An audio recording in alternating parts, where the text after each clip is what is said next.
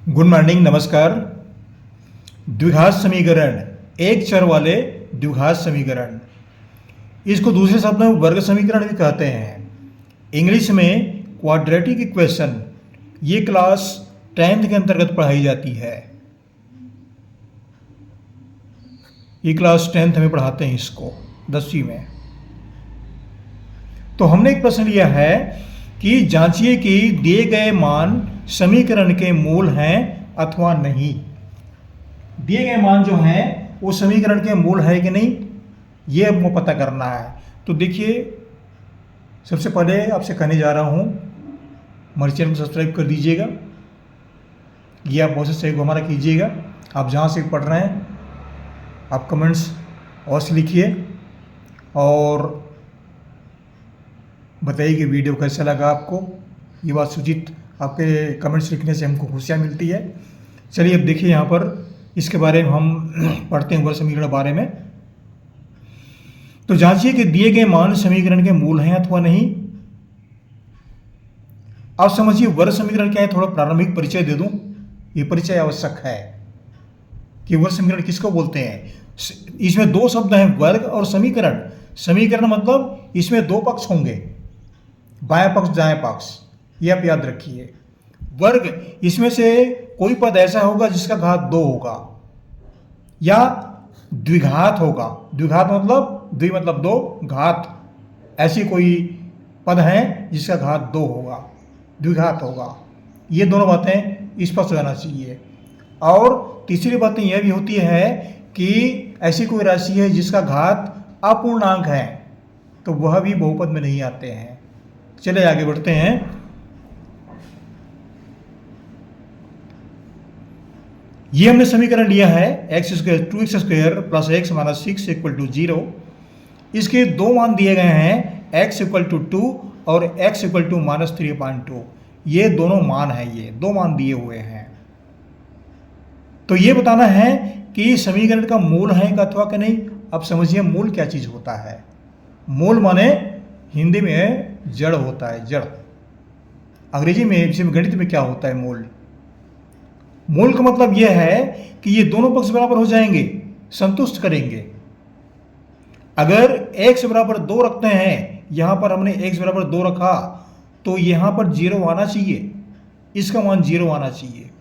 ऋण 3/2 रखा, यहां पर हमने x का मान रखेंगे, तो वह जो मान प्राप्त होगा वह 0 के बराबर आना चाहिए। यहां पर 0 का ही महत्व है, 0 लिखना मत भूलिएगा। अगर 0 नहीं लिखते हैं तो ये एक बहुपद कहलाता है। ये वर्ग समीकरण नहीं कहे जाएंगे, ये आप ध्यान रखिए। अब इस समीकरण को 2x square plus x minus 6 equal to 0, इसको यहाँ पर हमने लिख लिया है। x बराबर 2 मान है, 2 मूल हमको दिए गए हैं, 2 और माइनस 3/2, 2 मान दिए गए हैं। अब दोनों मान दिए गए हैं, तो देखिए यहाँ पर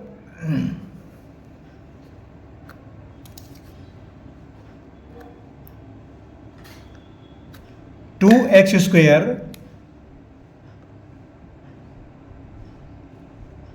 minus x plus 2x square plus x, ये प्लस x है, यहां पर गलतियां हो रही है, माइनस 6, ये माइनस 6 इक्वल टू 0 और x बराबर 2, ये रखते हैं। पहले 2 का मान रखेंगे, फिर ऋण 3/2 रखेंगे। ये मान रखते हैं, चिन्हांकन कर देता हूं, ये ऋण है ये। अब x बराबर 2 रखते हैं, तो 2 गुणित x का मान यहां पर 2 का घात 2 हो जाएगा, धन x जगह में 2 लिखेंगे, ऋण 6 बराबर 0। 0 लिखना मत भूलिए, 0 लिखना आवश्यक है। अब देखिए 2 का घात 2 करेंगे, 2 गुणित 2, 2 दूनी 4 और 4 दूनी 8।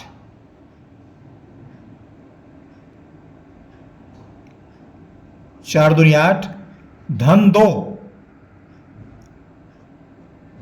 तो ये धन 2 हुआ।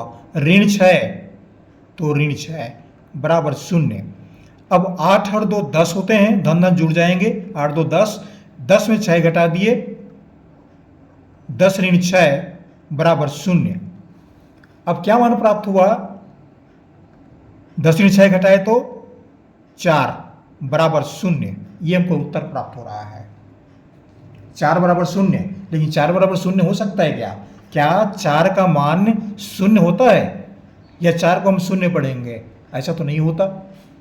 तो ये दोनों पक्ष बराबर नहीं हो रहे हैं, बायां पक्ष दायां पक्ष दोनों बराबर नहीं हो रहे हैं। तो इसका हम उत्तर लिखेंगे 4 बराबर 0 नहीं हो सकता, यह पढ़ेंगे। 4 बराबर 0 नहीं हो सकता, ऐसा पढ़ेंगे। और इसको लिखेंगे समीकरण के मूल नहीं है।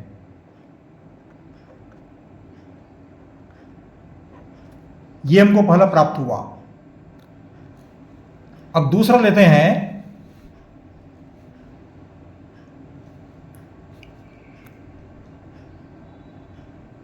To x square plus x minus 6 equal to 0 और x इक्वल टू मान रखेंगे हम -3/2। ये दूसरा मान रख रहे हैं, ये हमको दिया गया है, प्रश्न में दिया गया है।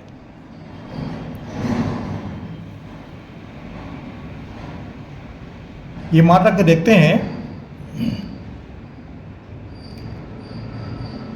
ये दोनों के बीच में गुणा का चिन्ह छिपा हुआ है, इसको स्पष्ट लिख दीजिए। लिखना पड़ेगा यहां पर -3/2 स्क्वायर प्लस -3/2। ये x है तो -3/2 रख दिए, -3/2 हो गया, -6 इक्वल टू 0। अब हल करते जाते हैं, थोड़ा सा लंबा हो जाएगा, थोड़ा शार्ट कर रहा हूं मैं। इसका वर्ग करेंगे, ये 3/2 का वर्ग करेंगे, ऋण को 2 बार गुणा करेंगे, ऋण धन होता है तो धन आ गया।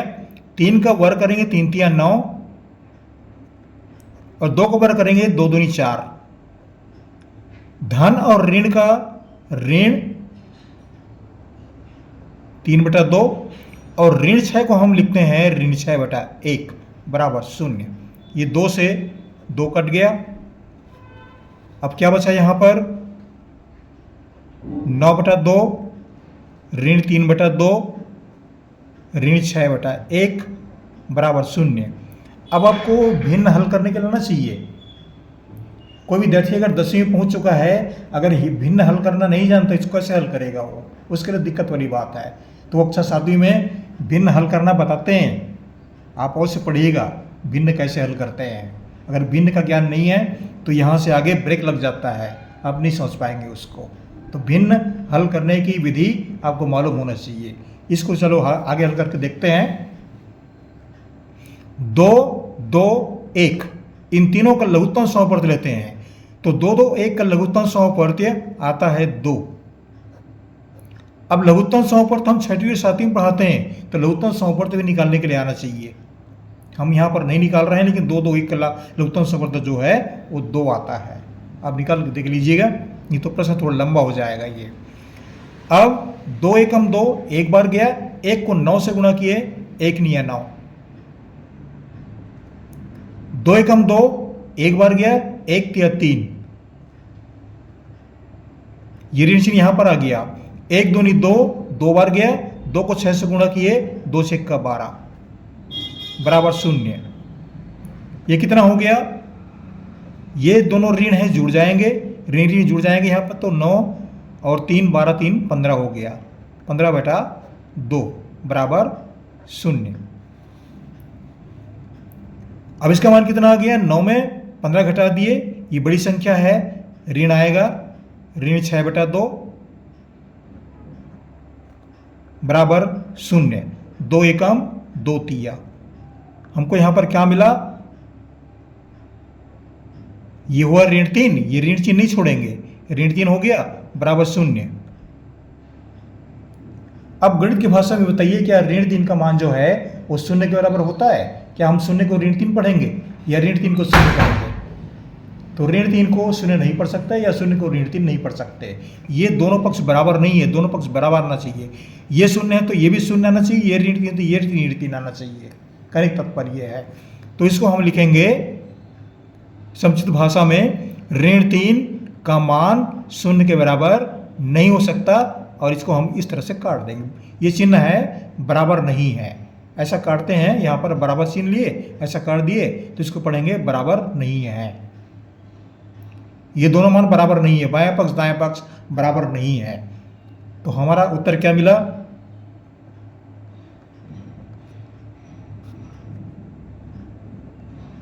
समीकरण के दोनों मान, दोनों मूल या दोनों मान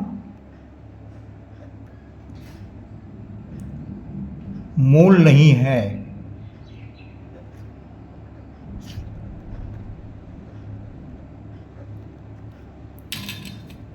या इसको लिख सकते हैं, समीकरण के मूल नहीं है,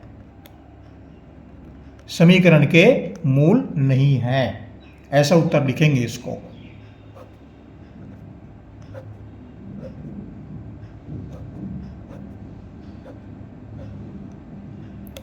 अब मूल का तात्पर्य समझ लीजिए। मूल मतलब, आप बहुपद में पढ़ चुके हैं, बहुपद में इस बात को बताया जाता है, उसमें शून्यक कहते हैं।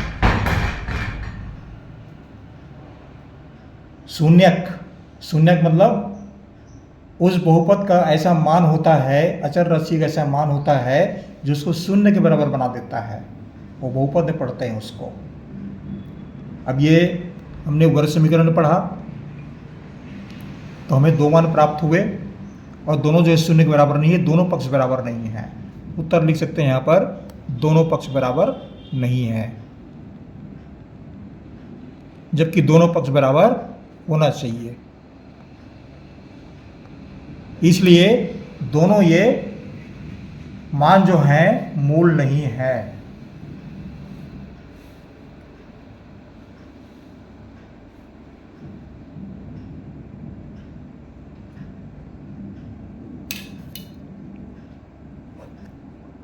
थोड़ा घेर देता हूं मैं, ये समीकरण के मूल नहीं है।